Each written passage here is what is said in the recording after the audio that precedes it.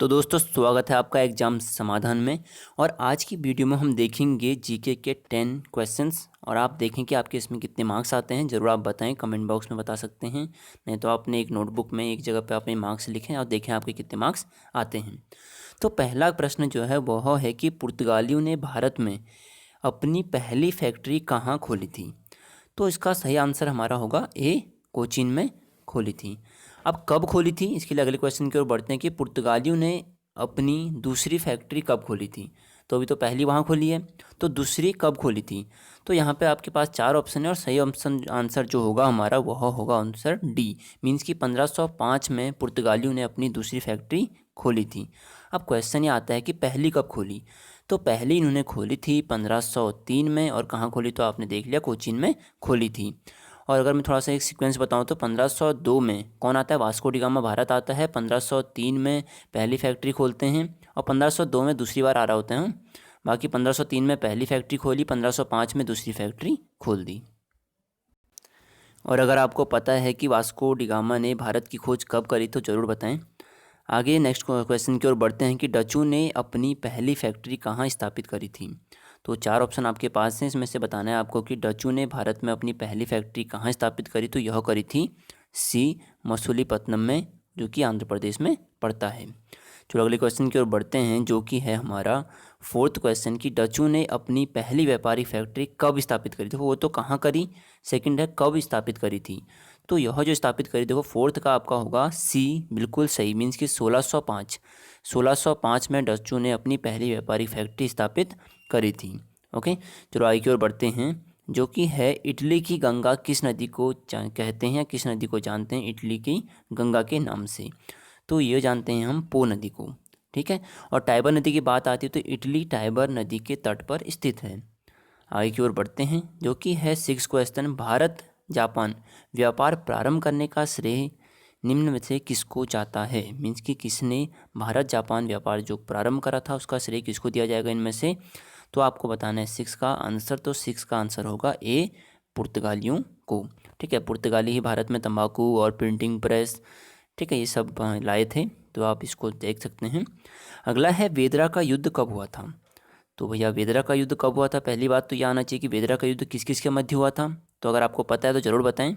तो अभी तो मैं ये बता देता हूँ कि कब हुआ था। तो हुआ था ये आपका 1759 में, मीन्स कि 1759 में यह युद्ध हुआ था। जैसे 1757 में आप सबको पता होगा प्लासी का युद्ध हुआ था, है ना। तो आगे चलते हैं कि स्थल मार्ग से भारत आने वाला पहला अंग्रेज यात्री कौन था। तो इसमें से 4 ऑप्शन में से आपको सही आंसर बताना है कि कौन था जो कि स्थल मार्ग से भारत आने वाला प्रथम अंग्रेज यात्री था।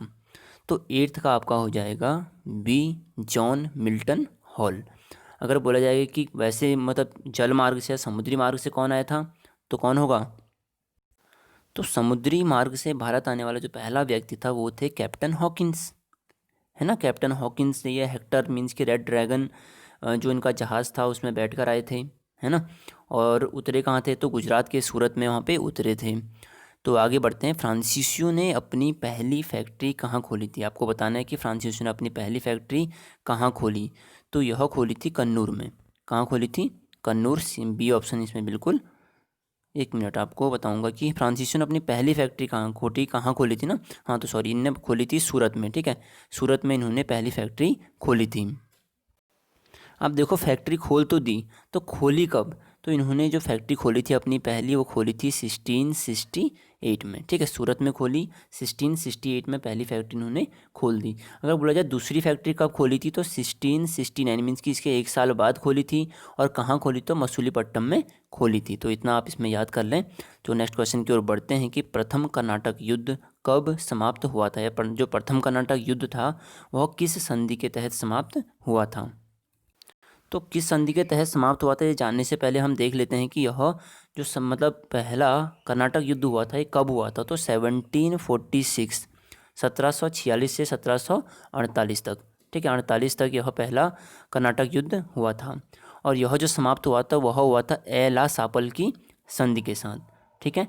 और बोला जाए दूसरा कर्नाटक युद्ध कब हुआ था तो वो 49 से कब 54 तक चला था, ठीक है। 49 से 54 तक दूसरा वाला चला, ठीक। अब दूसरे वाला जो युद्ध था उसको जो समाप्त किया गया वो पौंडीचेरी की संधि के तहत करा गया था, ठीक। उसके बाद होता है तीसरा कर्नाटक युद्ध, जो कि 1756 से 1763 तक, जिसको कि सप्तवर्षीय युद्ध भी कहते हैं या 7 वर्षीय युद्ध भी इसको कहा जाता है।